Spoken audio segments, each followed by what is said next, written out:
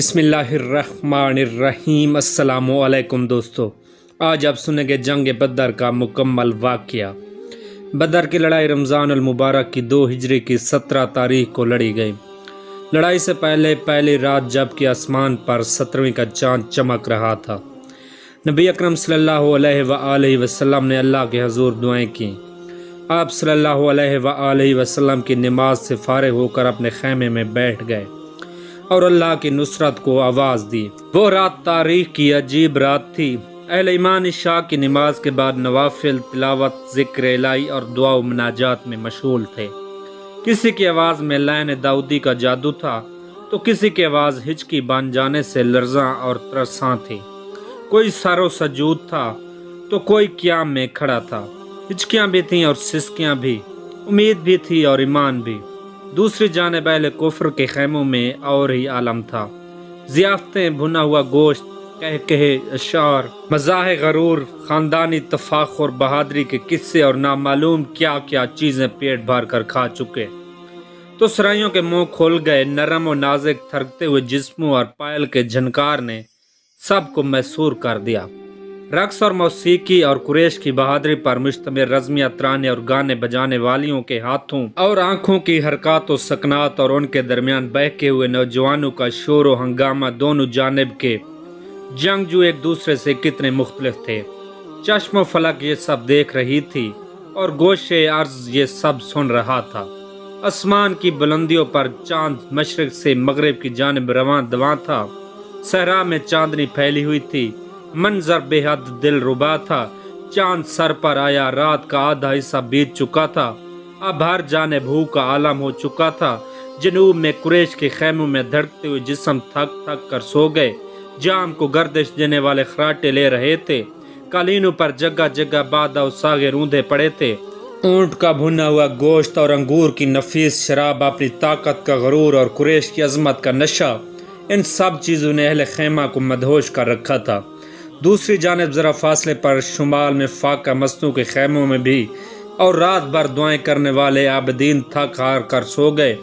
دعائیں مانگی گئیں، آنسو بہائے گئے اور اللہ کی رحمت اور نصرت کی امید پر پہلو فرش پر ٹکا دیے گئے۔ اب ہو کا عالم تھا، نہ کسی پرندے کے پر مارنے کی آواز، نہ درندے کے دھاڑنے کی صدا، نہ کوئی پرندہ سکوت کو توڑنے کے لیے متحرک تھا۔ خیمے کے دروازے پر جا نثار رسول اللہ کھڑے ہیں، خیمے کے اندر آفتاب رسالت جلوہ فرما ہیں۔ اس خاموشی میں بس ایک آواز ہے جو سنائی دے رہی ہے، یہ اس کائنات کے سب سے بڑے اور سب سے سچے انسان حضرت محمد مصطفیٰ کی صدا التجا ہے۔ خیمے کے اندر سے آسمانی چاند کی کرنیں اندر داخل ہو رہی ہیں اور زمینی مہتاب نبوت کا منور چہرہ صاف نظر آ رہا ہے۔ آنسوں کی لڑیاں موتیوں کی صورت میں چہرے مبارک پر جذب ہو رہی ہیں، کندھے سے چادر بار بار گر پڑتی ہے، ہچکی بن گئی ہے۔ ایسے میں سب سو جائیں تو سو جائیں، مگر حضرت ابوبکر صدیق کو نیند کیسے آ سکتی ہے؟ وہ رات بھر سے کھڑے ہیں، چادر بار بار اٹھا کر شان مبارک پر رکھتے ہیں۔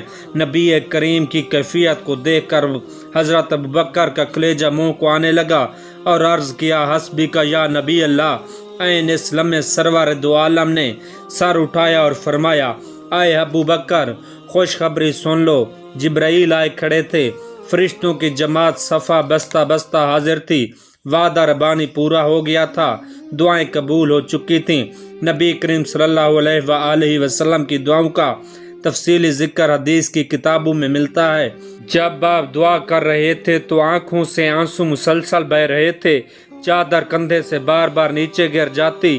آپ نے اللہ تعالیٰ سے یوں دعا مانگی، اے اللہ، یہ قریش کے لوگ ہیں، اپنے تکبر اور غرور کے ساتھ آئے ہیں تاکہ تیرے رسول کو جھوٹا ثابت کر دیں۔ اے اللہ، جس مدد کا تو نے مجھ سے وعدہ کیا تھا اب وہ آ جائے۔ اے اللہ، اگر یہ مٹھی بھر جماعت آج ہلاک ہو گئی تو قیامت تک تیرا نام لینے والا کوئی نہ ہوگا۔ اے اللہ، کل ان کفار کا کام تمام کر دے۔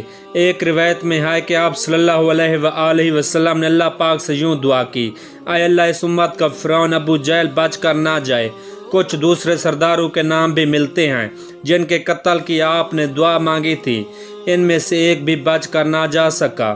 نبی کریم صلی اللہ علیہ وآلہ وسلم کی دعاؤں کے مجموعے حدیث کی مستند کتابوں میں ملتے ہیں۔ نبی کریم کی دعائیں نہایت جامع، پرتاثیر اور اللہ کی رحمت کو جوش دلانے والی ہیں، مگر غزوہ بدر کی دعا کا رنگ ہی دوسرا ہے۔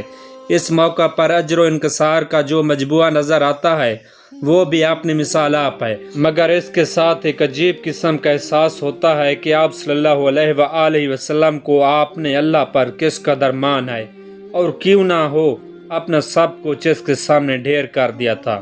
اس کی رضا مطلوب تھی، اس کے کلمے کو سر بلند کرنا تھا، اس کے دین کو تمام دنیا پر غلبہ عطا کرنا تھا۔ یہ مٹھی بھر جماعت کے الفاظ خاص طور پر قابل غور ہیں۔ قریش کی طاقت کا تذکرہ بھی دعا میں ملتا ہے، اور اپنے ساتھیوں کی بے چارگی اور بے سر و سامانی کے اشارات بھی ملتے ہیں۔ نبی کریم صلی اللہ علیہ وآلہ وسلم کا کل سرمایہ وہی تھا جو اپنے میدان میں لا کر پیش کر دیا تھا۔ یہ 313 نفوس جمع پونجی تھی۔ آپ نے اپنے دامن میں جو ہیرے اور موتی جمع کیے تھے وہ سب یہی تھے۔ یہ تو جذبہ شہادت سے سرشار تھے، جان قربان کر دیتے۔ ان کی شکست کا مطلب یہ تھا کہ اللہ کی عبادت کرنے والا زمین پر دوسرا کوئی نہ رہتا۔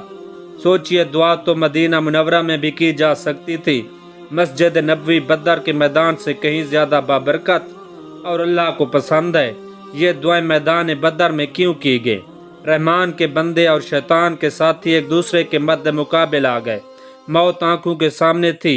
یہاں دعا کا فلسفہ بھی سمجھ میں آ گیا کہ پہلے اپنا سب کچھ نظر کے لیے پیش کر دو، پھر دعا کرو۔ اس شان سے جب دعا مانگی گئی تو در قبولیت کھلا، اور بظاہر ناممکن کو اللہ پاک نے ممکن کر دیا۔ جنگ کے دن نبی کریم نے صحابہ کرام سے خطاب فرمایا، نہایت پر اثر اور جامع، مختصر اور دل نشین جنت کی وسطوں کا تذکرہ اور اس کی غیر فانی نعمتوں کا بیان، صف بندی بھی کی، اور جنگ کے دوران حکمت عملی اختیار کرنے کے لیے ہدایت بھی دی۔ صف بندی کا طریقہ پہلی مرتبہ نبی پاک نے اس دنیا کی جنگی تاریخ میں متعارف کروایا۔ اس کے بعد سے لے کر آج تک یہ مختلف انداز کے ساتھ جنگی حکمت عملی میں جنگجو میں رہ چلا آ رہا ہے۔ آپ نے جنگی حکمت عملی کے لیے جو ہدایت دی تھی، ان میں اہم باتیں یہ تھیں: نظم و ضبط اور جرأت کا مظاہرہ کیا جائے، جنت کا حصول اور رضا الہی مقصود ہو، تیر اس وقت چلایا جائے جب دشمن اس کی مار میں ہو، کوئی ایک تیر بھی اس طرح نہ چلایا جائے کہ وہ ضائع ہو جائے، دشمن کے قریب آنے پر پہلے نیزے کا استعمال کرنا، اور پھر جب دشمن بالکل روبرو آ جائے تو تلوار سے کام لینا، اور جان رکھنا جو بندہ میدان جنگ میں صبر اور ہمت کا مظاہرہ کرے، اللہ تعالیٰ اس کے لیے آسانی پیدا کر دیتا ہے اور غم سے نجات عطا فرماتا ہے۔ اسلحے اور تعداد کی کمی کے پیش نظر نبی کریم کی یہ ہدایت نہایت مفید، جامع اور بہترین حکمت عملی کا حسین مرکہ ہے۔ یہ بات پیش نظر رہنی چاہیے کہ نبی کریم نے اپنے خیمے کو بطور آپریشن روم یا کمان پوسٹ کے استعمال کیا، مگر کچھ لوگ یہ خیال کرتے ہیں کہ آپ نے میدان جنگ میں نہیں آئے۔ یہ بات درست نہیں، آپ سے لڑائی کے وقت میدان جنگ میں موجود تھے۔ علامہ ابن کثیر نے اپنی معروف تاریخ البدایہ والنہایہ میں حضرت علی ابن ابی طالب کا یہ قول نقل کیا ہے کہ یوم بدر ہم نے دیکھا کہ سخت لڑائی کے وقت نبی کریم ہم میں سے سب سے آگے تھے اور دشمن پر حملہ کر رہے تھے۔ ہم جب بھی اپنے آپ کو مشکل میں پاتے، آپ کے سائے میں پناہ لیتے۔ جنگ بدر اسلام اور کفار کے درمیان لڑی جانے والی پہلی جنگ تھی جس میں اللہ تعالیٰ نے مسلمانوں کو فتح دے دی۔ اس جنگ میں مسلمانوں کی تعداد 313 تھی اور کفار کی تعداد 1000 جنگجو پر مشتمل تھی۔